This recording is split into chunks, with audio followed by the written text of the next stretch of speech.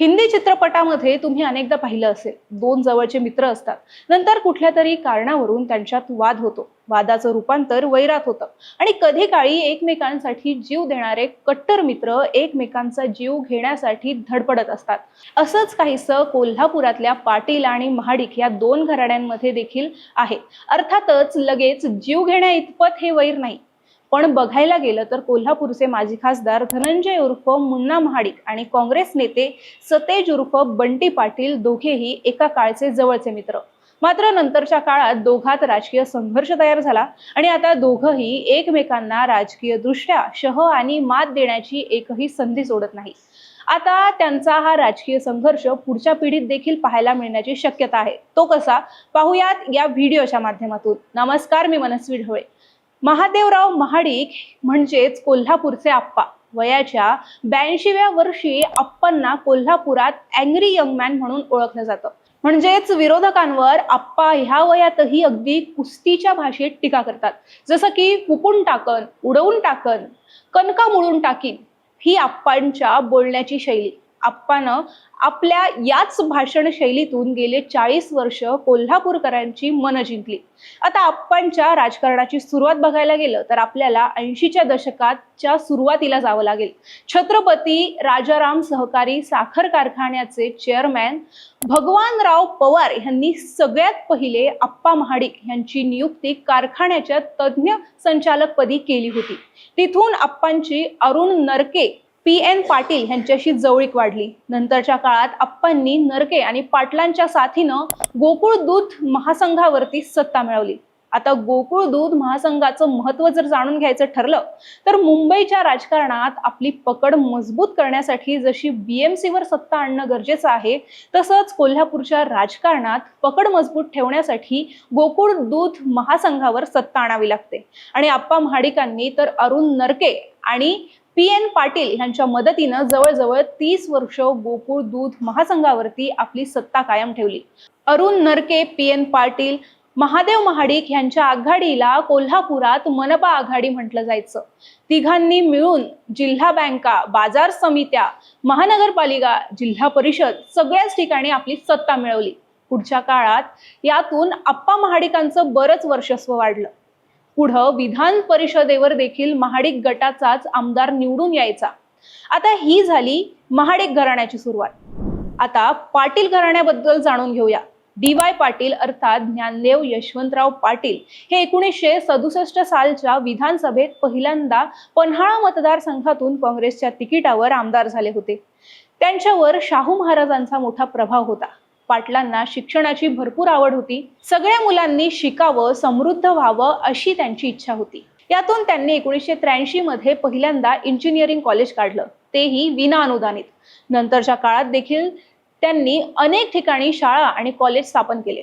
पुढे त्याच कॉलेजची विद्यापीठं देखील झाली.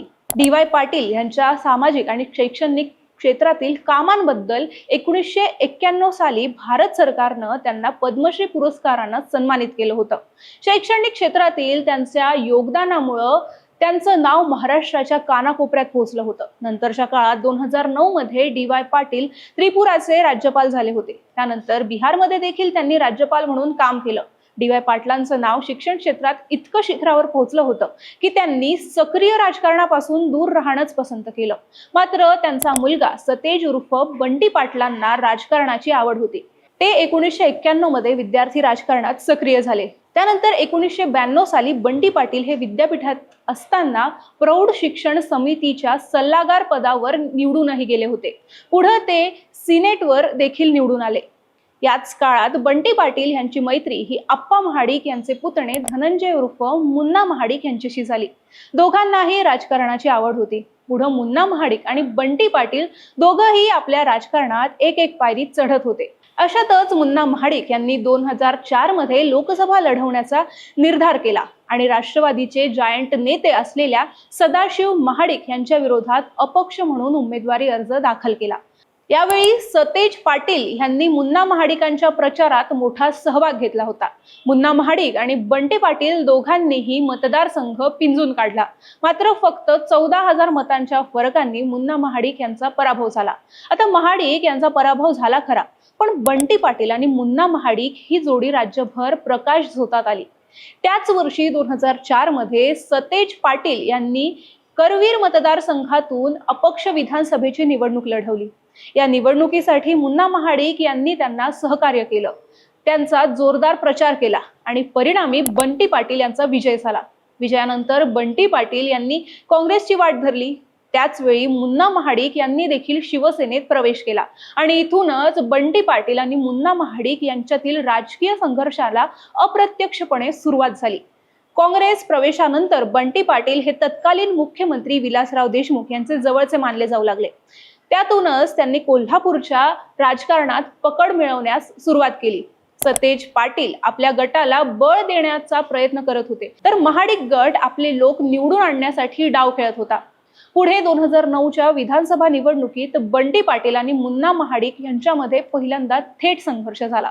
कोल्हापूर दक्षिण मतदारसंघातून बंटी पाटील हे काँग्रेसच्या तिकिटावरती निवडणुकीच्या मैदानात उतरले, तर मुन्ना महाडिक यांनी अपक्ष उमेदवारी अर्ज दाखल केला। दोघांनीही आपली पूर्ण शक्ती पणाला लावून निवडणूक प्रचार केला, मात्र फक्त 5,000च्या फरकाने मुन्ना महाडिक त्या निवडणुकीत पराभूत झाले।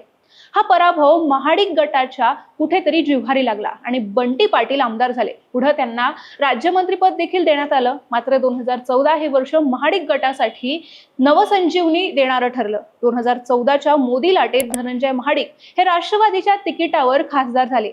नंतर विधानसभेच्या वेळी राष्ट्रवादी आणि काँग्रेसची आघाडी तुटली आणि दोन्ही गट वेगवेगळे लढले आणि त्यावेळी महाडिक गटानं 2009च्या पराभवाचा वचपा काढला।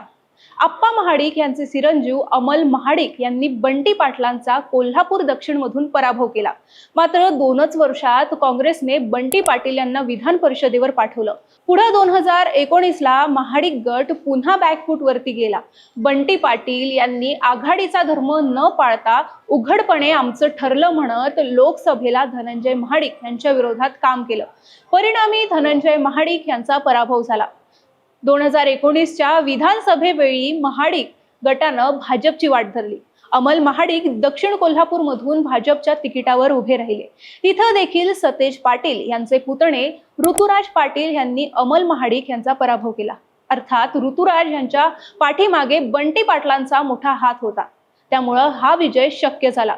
पुढे 2021 साली बंटी पाटलांनी महाडिक घराण्याच्या सत्तेची चावी मानल्या जाणाऱ्या गोकुळ दूध महासंघावर सत्ता मिळवली। महाडिक घराण्याच्या हातातून खासदारकी गेलीच होती, आमदारकीही गेली आणि आता गोकुळ दूध महासंघ देखील गेला। त्यामुळे महाडिक घराणं कुठेतरी राजकारणात दूर फेकलं जातं की काय असं चित्र होतं। मात्र 2022 मध्ये भाजपनं धनंजय महाडिक यांना राज्यसभेचं तिकीट दिलं आणि महाडिक गटाला पुन्हा उभारी मिळाली। त्यानंतर 12,000 सभासद संख्या असलेल्या राजाराम सहकारी साखर कारखान्याची निवडणूक पार पडली। यात महाडिक गटानं कमबॅक केलं आणि आपल्या 21च्या 21 जागा निवडून आणल्या। आता वर्तमानात येऊ तर मुन्ना महाडिक यांचे चिरंजीव कृष्णराज महाडिक हे कोल्हापूर दक्षिण मधून विधानसभा लढवण्याची तयारी करत आहेत, जिथून ऋतुराज पाटील हे विद्यमान आमदार आहेत। कृष्णराज महाडिक यांच्याबद्दल बोलायचं झालं तर कृष्णराज हे एक YouTube सेलिब्रिटी आहे। राज्यभर त्यांना ओळख आहे।